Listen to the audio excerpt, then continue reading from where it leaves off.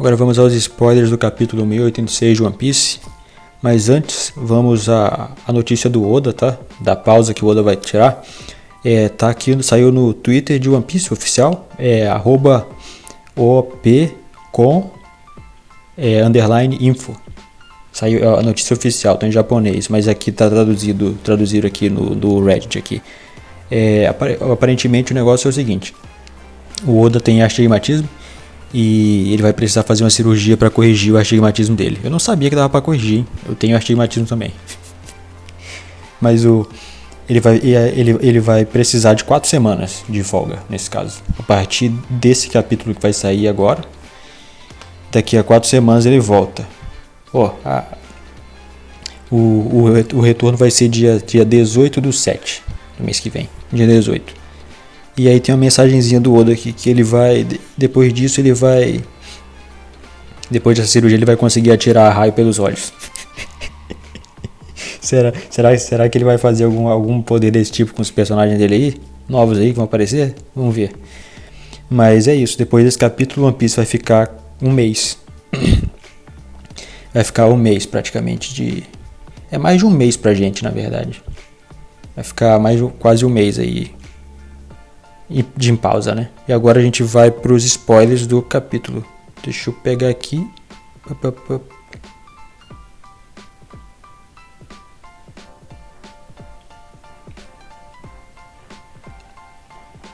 Tá aqui, ó. Vamos aos spoilers. Primeiro tem 2 levas de spoiler aqui, tá, galera? Os spoilers pelo Etenbob e pelo resto da galera do Twitter. Pelo Lee e Elder Lee Hang na Oshgen. Vamos lá. Primeiro que o título do capítulo vai ser The Five Elders, né? Que é os cinco anciões aí. E esse capítulo ele vem explicando qual é que é do Gorosei, né? Nesse caso. Primeiro que coisa rápida aqui. Primeiro, foi revelado o nome dos outros 4 anciões, né? Cada um deles tem o título de Deus Guerreiro. E nesse caso é o Saturno, né? O Jay Garcia, que ele é o Deus Guerreiro da defesa científica, nesse caso, pesquisa e desenvolvimento, né? Por isso que ele deve ter corrido para Egghead, né? Era ele, galera. Era ele que já estava na ilha naquele momento que estava acontecendo a luta no Labo Straton lá. Ele já estava, era ele que estava destruindo as câmeras. Aquela transformação aquele vulto que o Shaka viu pelas câmeras já é igualzinho a transformação dele aí nesse flashback. Ele já estava lá na ilha no momento atual, ele já estava em Egghead e ele já estava transformado. Quando ele voltar a gente deve ver isso aí. Mas o Saturno é o deus guerreiro da defesa científica. O deus guerreiro da agricultura é o Santo Shepherd Júpiter. É Ju separado Peter, né? Que é Júpiter, né? É o representante de Júpiter aí. Já fica bem óbvio que é um motivo de planetas, tá? Não é, talvez tenha a ver também com os deuses romanos, que são uma modificação aí, né? Uma adaptação dos deuses gregos. Mas por enquanto são planetas só. Aí, ó, o deus da finança, o deus guerreiro da finança é o Santo Etambaron V Nasujuru, que é o cara careca, o cara careca de óculos, né? Nasujuru é um nome parecido com o nome de Wano, né? Esse cara aí deve ser da família, um dos fundadores da família que era de Wano, né? Que tem uma katana lá. Ele deve ser um dragão celestial que tem origem de Wano. Por esse nome aí, Nasujuru, né? E Etambaron V deve ser o nome do pai, né? A gente não sabe se ele é descendente do clã da mãe ou do pai, né? Desse caso aí do coisa de Wano. O deus guerreiro da parte legal é o Santo Topman Valkyrie, que é o cara do bigode, que é o cara que tem um bigode de javali, parece um javali. Topman Valkyrie é Mercúrio, é Malkiri,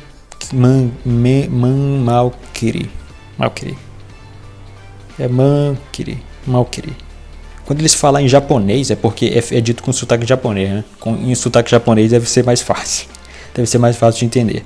Mas o bigodudo javali é o Mercúrio. E aí, por último, é o deus do environment. Environment é o ambiente, né? O meio ambiente. É o santo Marcos Mars, nos casos de Marte, né? Esse o último é o Marte. E aí tem... Eles têm profissões mesmo, hein? Isso aí confirmou aí que eles têm profissões mesmo. Eles não são nobres bobões que nem o Charles, né? Eles têm profissões de verdade nesse caso. E eles são guerreiros, né? Porque eles são deuses guerreiros nesse caso. Tem outra... Aqui, ó. Tem outra parte aqui que é dito que Lulúcia, ela foi destruída, nesse caso, né? Ela vai ser destruída ainda, porque a gente está no flashback, mas ele já foi destruída. Lulúcia foi destruída usando uma arma feita pelo Vegapunk. Não era Uranus. Era só mais uma das armas do Vegapunk. É justo, né? O Vegapunk a gente viu que ele tem capacidade para fazer umas armas dessa aí. E destruiu a ilha inteira. Ou da volta aquela teoria da época, né? Que ele, na verdade, ele não destruiu a ilha, ele encolheu a ilha. Será que ele encolheu a ilha? Igual no Piratas do Caribe, né? Tem aquele pirata que ele matava a tripulação dos navios, mas ele não destruía os navios, ele encolhia os navios. E aí ele tinha uma coleção de navios dentro de garrafinha dos navios dos caras que ele derrotou. Vai que a ilha vai que Lúcia tá em miniatura em algum lugar. Mas tem outra revelação aqui, que tinha sim um santo Imo da família Nerona, que era entre os 20. Entre os 20 lá tinha era a família Nerona e era o Imo.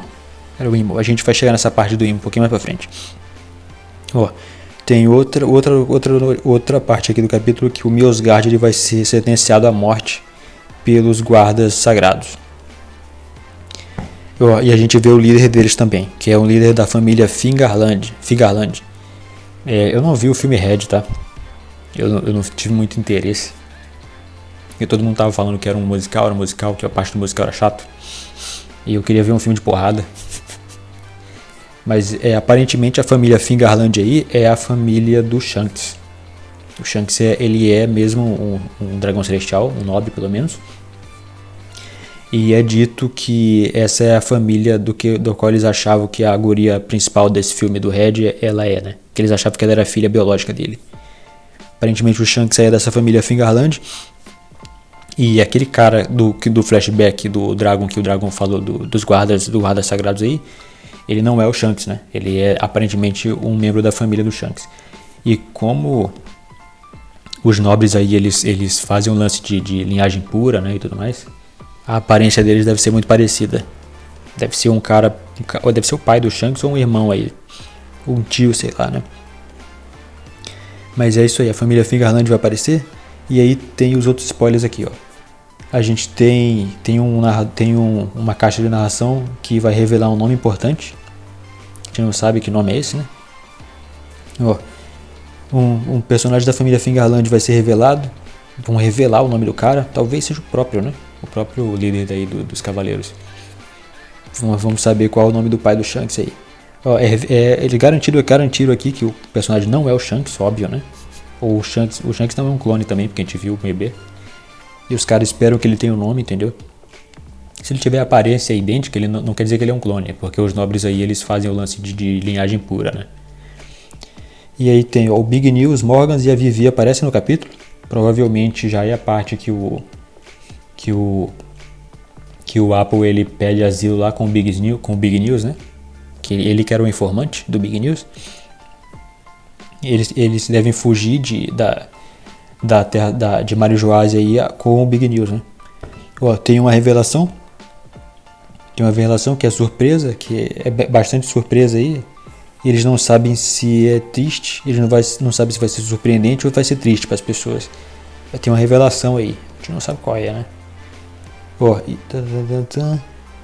E aparentemente o S-Gecko e o S-Crocodile vão aparecer nesse capítulo. O S-Gecko é o serafim do Moria. E o S-Crocodile é o serafim do Crocodile, né? Obviamente. Mas eles vão. Estão dizendo, os caras estão falando aqui também que esse capítulo vai valer a pena, né? Provavelmente vai ser um capítulo com bastante informação pra gente ficar especulando bastante. S-Gecko e o S-Crocodile, o S-Crocodile ele não pode ter um Logia, né? Ele não pode ter uma cópia do Logia. A Logia dele. Então ele deve ter outro poder aí nesse caso. E o S-Gecko ele não deve ter o Kage no Mi. Ele não deve ter. Qual será o poder do S-Gecko e do S-Crocodile? Deixa aí nos comentários. O que vocês acham aí? Tem a parte do nome do Imo também. Eu achava que era um dragão, né, em forma humana, mas não é, aparentemente é um demônio. É um demônio de cartoon, aparentemente, esse negócio. E como eu especulei no review do capítulo, pra quem não viu, tá aí o link, né, no final desse vídeo, do capítulo. O Imo ele realmente fala como uma criança. Tem um canal chamado Library of Ohara, que é de um cara que mora no Japão, e ele traduziu direto do japonês o capítulo. E aparentemente sim, o negócio do Imo se chamar de Mu é porque ele não tá falando como se fosse uma múltipla entidade, não. É só o lance do Royal We, que ele chama, que é o pronome de realeza dos caras. Ele fala desse jeito, usando esse pronome antigo de realeza. E é dito também que ele fala de uma forma infantil nesse caso. É parecido com o lance do Tokoyami e aquele outro moleque de sombras do My Hero Academia. Pra quem não acompanha aí, o Tokoyami e esse moleque, eles são meio que góticos, tá ligado? Eles são meio que góticos, mas eles meio que vestem um personagem. E aí eles falam de uma forma diferenciada, nesse caso, pra parecer mais sinistrão.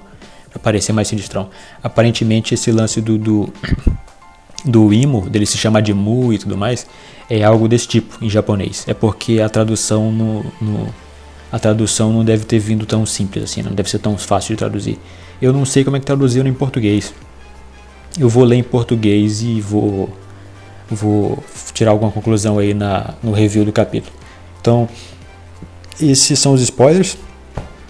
Os cinco Goroseis aí vão ser... Tem mais cada um deles, né? Deve descender de 2 famílias. Então provavelmente já dá pra fazer uma contagem aí das 20 famílias aí que fundaram, né, o governo mundial. Mas esse foi os spoilers do capítulo. Se você curtiu, considera um like aí, que me ajuda bastante. Se você está interessado no meu trabalho aí, você considera se inscrever também. Eu estou aqui toda semana. Amanhã tem Jujutsu Kaisen. Eu vou começar a fazer review também de One Punch Man e Shumatsu no Valkyrie.